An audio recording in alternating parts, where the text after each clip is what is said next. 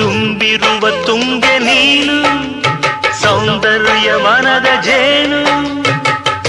ಬಳುಕಿದರೆ ನೀ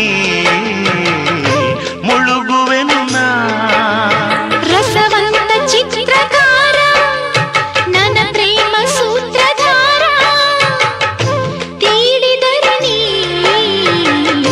ಮೂಡುವೆನು ನಾ ಮಾತಾಡಬಲ್ಲದಿ